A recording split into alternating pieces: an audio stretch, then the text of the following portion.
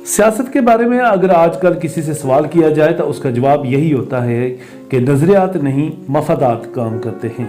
Establishment का लफ्ज़ आजकल हर किसी की ज़ुबान पर है, लेकिन इसका मतलब हर किसी की समझ में नहीं आता।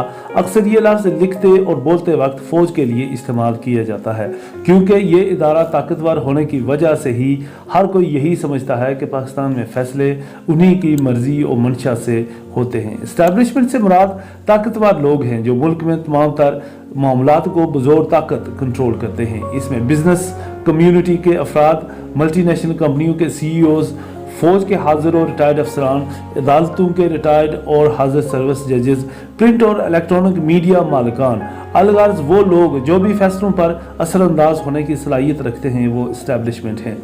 इस्टेब्लिशमेंट किसी तंजीम की तरह काम नहीं करती और ना ही कोई उनके नुमाइंदे होते हैं। ये ना नज़र आने वाली कुव्वत का नाम है जिसके फैसले पसे पर्दा होते हैं। जो ही कुछ होने वाला होता है, पहले अफवाहों का बाजार गर्म होता है, उसके बाद हर तरफ सरगोशियाँ शुरू हो जाती हैं। यह हुकूमत आज गई या कल गई, और ऐसा एक दिन होकर ही रहता है। अब हर अदारे में एक इस्टेब्लिशमेंट बिल्कुल मुल्की सतह की इस्टेब्लिशमेंट की तरह काम कर रही होती है। जैसा मिलिट्री में उसे मिलिट्री इस्टेब्लिशमेंट का नाम दिया जाता है। दुनिया के हर मुल्क में इस तरह की एक इस्टेब्लिशमेंट मौजूद होती है। ताकतवर ममालिक जिनके मफादात यकसां होते हैं, उनसे इंटरनेशनल इस्टेब्लिशमेंट वजूद में आती है जो कमज़ोर ममालिक पर असरअंदाज होती है। ऐसा ही सिस्टम सियासी जमातों के अंदर भी काम कर रहा होता है। एक ऐसा शख्स जो अपने आप को पार्टी का सीनियर लीडर कहलाता है, हर जगह जमात की ही बात करता नजर आता है, जिसकी जमात ओढ़ना और बिछाना होती है, मगर कुछ अरसा बाद वो इसी जमात को बुरा भला कहता नजर आता है। जिस नई जमात में होता है उसके गुण गाता है, जबकि साबिक जमात वाले उसके तमाम ऐब खोल कर लोगों के सामने रख देते हैं। तब ऐसा लगता है कि उस जैसा बुरा बंदा कोई था ही नहीं। ऐसा आखिर क्यों होता है?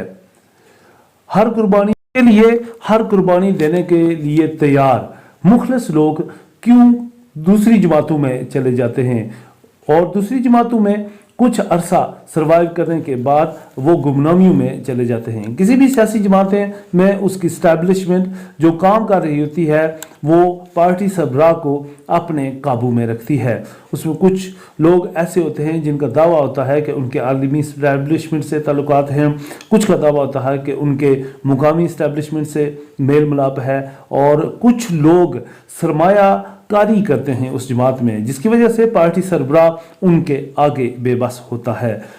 जब वो लोग देखते हैं कि कोई सीनियर रहनुमा, कारकुन या लीडर उभर कर सामने आ रहा है और वो उनके मफादात के खिलाफ जाएगा, तो उसके पर वहीं काट दिए जाते हैं। उसके बाद उसका ऐसा हश्र किया जाता है कि उसका नामो निशान तक मिट जाता है। फिर जो जमात के नीचे एक तबका काम कर रहा होता है, वो एक आम कारकुन को ऊपर आने नहीं देता।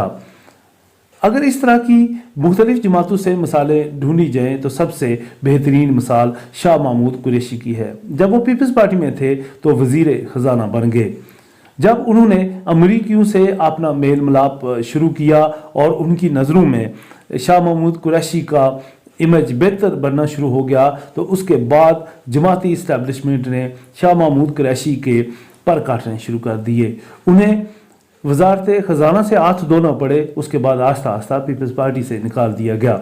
जब वो पीटीआई में आए तो उनकी ख्वाहिश थी कि वो पंजाब के वजीर आला बने, लेकिन पंजाब की वजारत आला तक पहुंचने के लिए उन्हें सूबाई सीट से ही हरा दिया गया।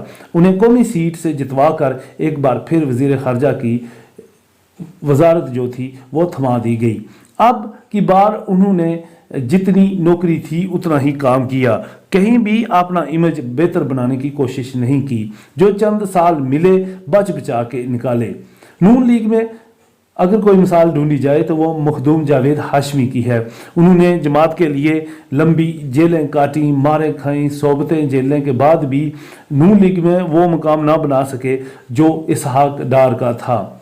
वो वहाँ से पीटीआई में चले गए, जबकि पीटीआई में भी वो नापसंदीदा शख्स ठहरे। اس کے بعد انہوں نے دوبارہ نون لیگ میں جگہ بنانے کی کوشش کی لیکن وہ ناکام رہے۔ یہ ہے جماعتی اسٹیبلشمنٹ جو جماعتی سے زیادہ مفاداتی لوگوں کو ترجیح دیتی ہے۔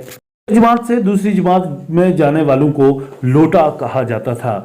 آج کل اگر کوئی لوٹا نہیں بنتا تو اسے بیوقوف گردانا جاتا ہے کیونکہ ساری جنگ مفادات کی ہے، نظریات کہیں پیچھے رہ